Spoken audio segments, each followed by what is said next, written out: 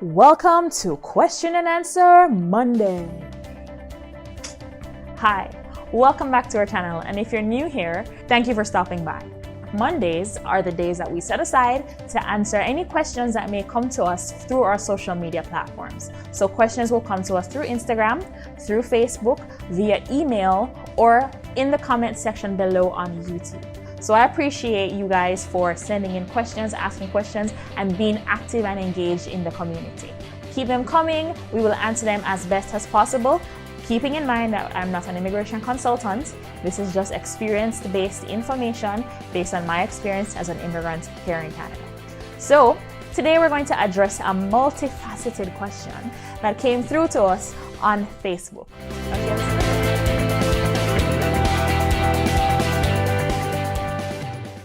And the first one is a very timely question because I know you've heard me talk a lot about. I'm going to post a video about the Atlantic Immigration Pilot Program. It's coming, it's coming, it's coming. Thank you for your patience with me with trying to get this together for you guys. I really want to make sure that it is where I need it to be for you, so it is the most beneficial for you. So here is her first question, and the answer to it I find very exciting. So she's of course asking about, okay, so the Atlantic Immigration Pilot Program, right? Oh my God. You have to have a job in order to apply through that program.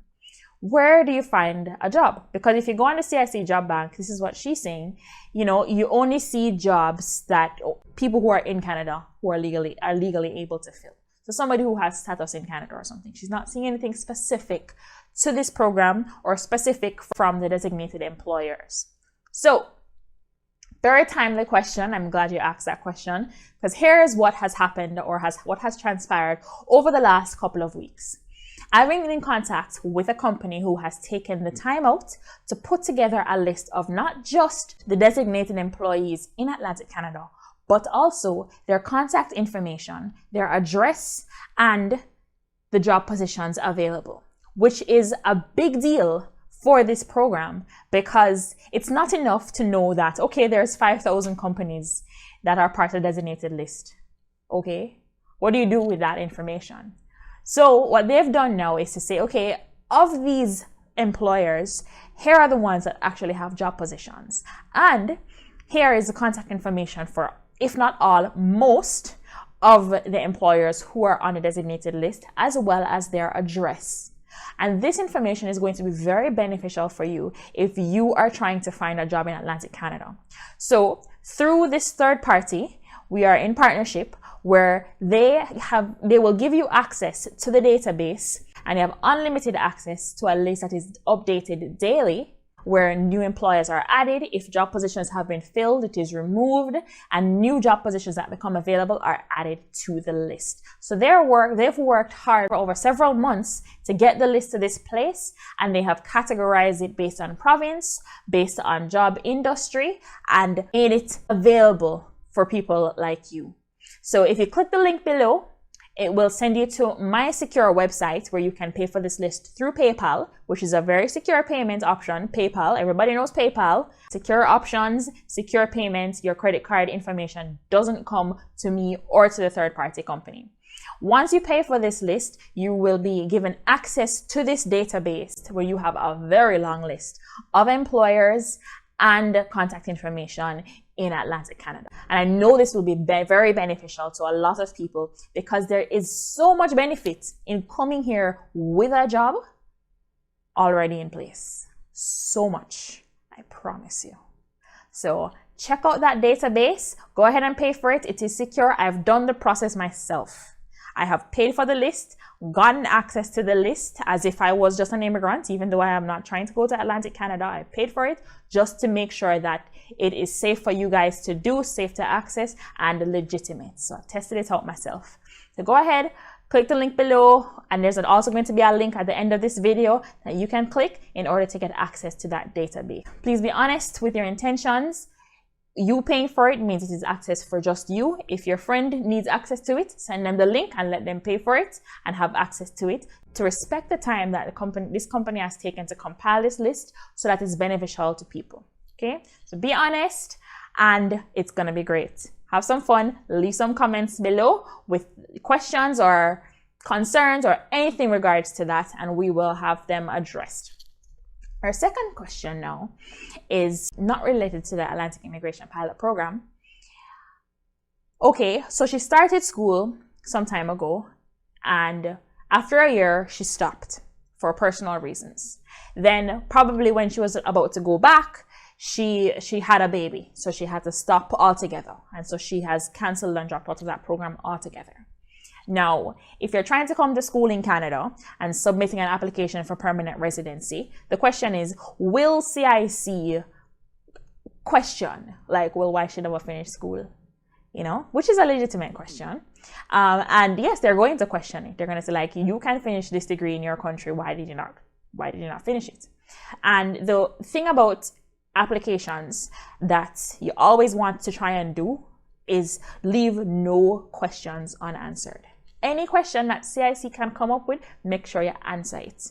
And there is no space on the form to explain that. But there is an explanation letter. So now I've done a video on an explanation letter, which was my explanation letter for my situation. So the best thing for you to do is to say, dear CIC, I love Canada. It's wonderful. I dropped out of school because of this reason, and then this reason happened, and now it is more economic or it's more feasible to go to school in Canada because of these reasons. So just be genuine, be honest, and sell yourself, right? This is an interview. Sell yourself as to why now you're jumping ship and going to Canada.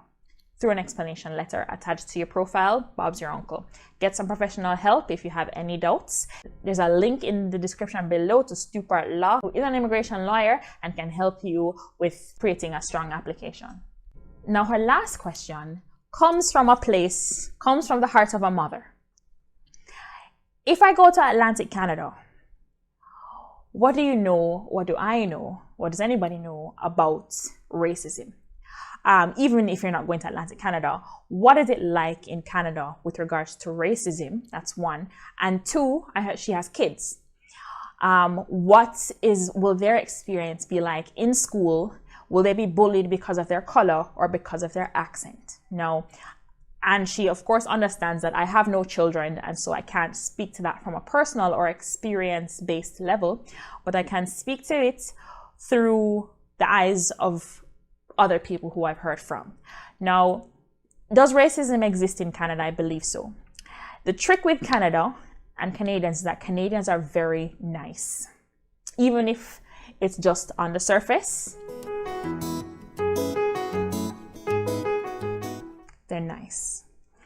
And now, I've never knowingly experienced racism. And if I did, I wasn't paying attention. So I've never experienced racism on any level that I can comment on. But I do have a friend who has experienced it. He's a guy.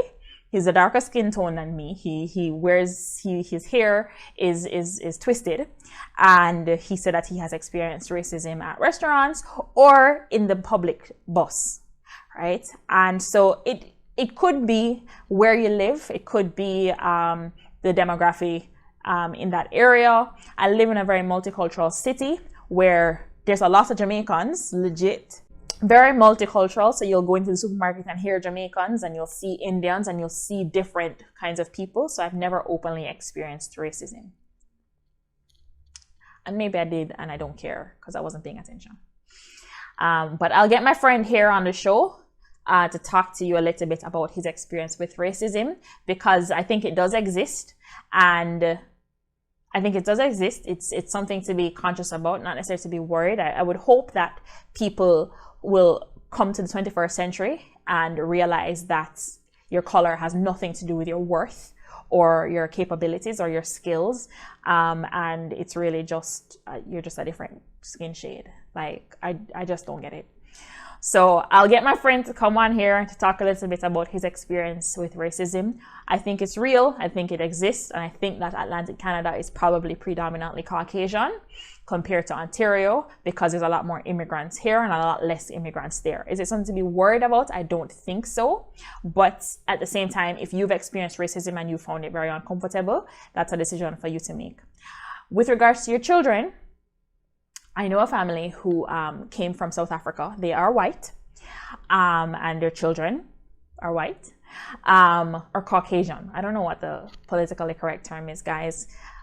It's too much work. Caucasian, and they have a South African accent. You know, if you know Trevor Noah, it's kind of Australian sounding accent.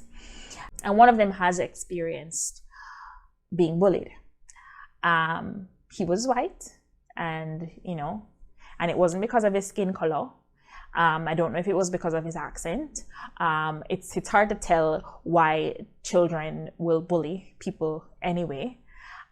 It's just learned behavior. But I think no matter where you go, the possibility of being bullied exists. I've heard people with their children in Jamaica talk about bullying and have an issue with bullying. It's I don't know what the experience will be like in Atlantic Canada. I know that here in Ontario, you know, children have experienced bullying, all kind of colors of children, all kind of accents, and even Canadians get bullied. So the upside of that story is that, you know, those kids were moved from that school and they're at another school, and the experience there is way more pleasant, and they're not experiencing any bullying, right? So the possibility exists. I know of one person who has experienced it. Is that a fair survey? 1 in a million? Not necessarily. But thank you for your question. I know it's a genuine concern, especially for your children. And I really hope that you will have a positive and pleasant experience should you choose to go to Atlantic Canada. I think there is great benefit in going to a province where you already have a job lined up and you already have a settlement plan in place. Check out the next video, which will be about the Atlantic Immigration Pilot Program. And I will talk so much about this list of designated employees and jobs, because it will benefit you for sure. There's actually a shortage of doctors in Atlantic Canada. So soon they're going to be asking for doctors on that list. And the wonderful thing about this list is that you're coming to Canada with a job offer, and they're not expecting you to already have had Canadian experience, which through express entry, the likelihood of you getting into a good job without Canadian experience is relatively low. So I appreciate the time that you're taking to join us here on Question and Answer Monday, even though you're probably not watching this on a Monday. I appreciate you. Please remember to subscribe, click like if you like this video, ask some more questions, and send us some more questions through Instagram, Facebook, or in the comment section below. See you in the next video.